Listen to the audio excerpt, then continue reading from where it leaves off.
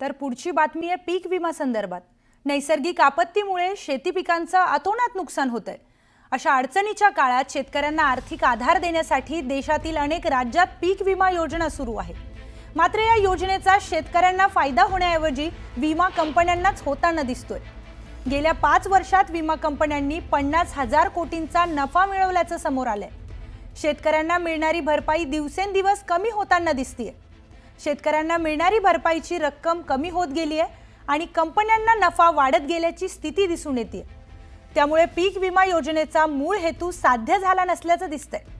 देशातील स्थिती पाहता 2019 ते 20 ते 2023 ते 24 या 5 वर्षात एकूण 17 पीक विमा कंपन्यांना 1,54,543 कोटी रुपयांचा एकत्रित विमा हप्ता भरलाय।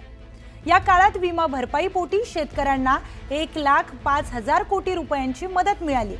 उर्वरित 49,704 कोटी रुपयांचा नफा विमा कंपन्यांनी कमावलाय। तर आपले प्रतिनिधी राहुल खंडारे आपल्या सोबत जोडले गेलेले आहेत। राहुल, पीक विमा संदर्भात शेतकऱ्यांना नफा कमी मिळालाय, पण हाच नफा कंपन्यांना जास्त मिळाल्याचं दिसून येतंय। काय माहिती आहे या संदर्भात?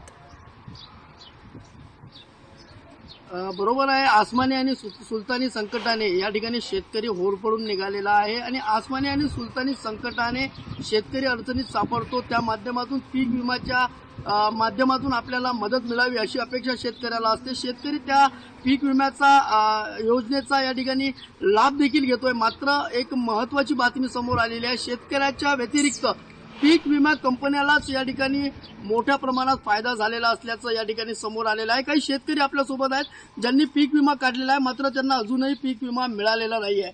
मला एक सांगा, पीक विमा काढलाय, मिळालेला आहे तुम्हाला पीक विमा? नाही, आम्हाला पीक विमा मिळालेला नाही। आम्हाला आता काही आमच्या परिसरातील काही शेतकऱ्यांना मिळालेला आहे। ज्यांनी तक्रारी केल्या त्यांनाच पीक विमा देण्यात येईल असं कंपनीतर्फे सांगण्यात आलेलं आहे।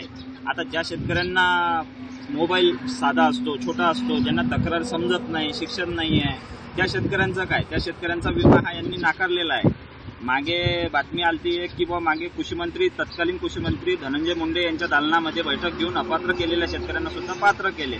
मग तशीच पात्र अशा शेतकऱ्यांना सुद्धा करा की ज्या शेतकऱ्यांनी तक्रार केली नाही, अशा शेतकऱ्यांना सुद्धा पात्र करा। व पीक विमा हा शेतकऱ्यांच्या फायद्याचा वाटतच नाही आहे। कारण पीक विमा कंपनीला बातमी आलेली आहे की 50,000 कोटीचा फायदा झालेला आहे। आमचं तर असं मत होत आहे या विषयावर की 50,000 कोटीचा जर पीक विमा कंपनीला फायदा होत आहे की राज्य सरकार आणि पीक विमा कंपनी या दोघांच्या साठलोट्यानं ही कंपनी चालवण्यात येत आहे का, अशा टाईपचं एक वैयक्तिक मत आहे। गंभीर आरोप आहे सरकार आणि पीक विमा कंपनी साठवणूक करून चालवते का, गंभीर आरोप शेतकरी करतात, कारण त्यांना पीक विमा मिळालेला नाहीये। मला एक सांगा, तुम्ही कधी काढला होता पीक विमा आणि मिळाला आहे का? पेरणीच्या अगोदर काढला आहे पीक विमा, मिळाला नाहीये। तर तसं तक्रार तर काही आम्ही केली नाहीये। साधा मोबाईल असल्या कारण आम्ही तक्रार करू शकत नाही आणि आम्हाला कोणी गरीबाला कोणी सांगू शकत नाही। आमच्या लोक ते बातमी येऊ शकत नाही। आता जो हा मुलगा बोलला याले सर्व माहिती आहे, यांना सांगितलं तर आम्ही करतो, नाही हा सांगतच नाही आम्हाला तर आम्ही काय करावं? आमचे हात टेकेले। असं आहे की जसं काही जणांना भेटून राहिला, काही जणांना भेटत नाही, तर म्हणा की सर्वाला भेटला पाहिजे। एकट्याचा उद्देश नाही आहे, सर्वाला भेटला तर सर्वाच्या कामा येईन तो, असं फालतू कामात जाणार नाही आहे। आता पुढे शेतीचे कामं आहेत, शेतीच्या कामात तो लागू शकते। काय नुकसान झालं होतं तुमचं?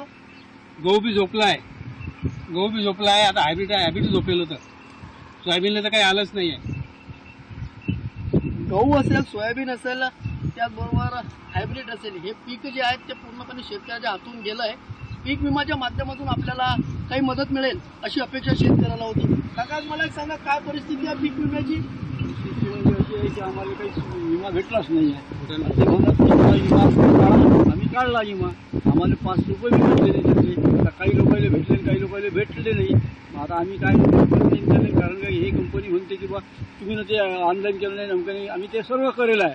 पण आम्ही तर धन्यवाद राहुल दिलेल्या सविस्तर माहितीसाठी। म्हणजे ज्या शेतकऱ्यांनी तक्रार केली त्याच शेतकऱ्यांना पीक विमा मिळणार असं कंपनीकडून सांगण्यात येते, अशी प्रतिक्रिया आपण नांदेडच्या शेतकऱ्यांकडून ऐकली आहे।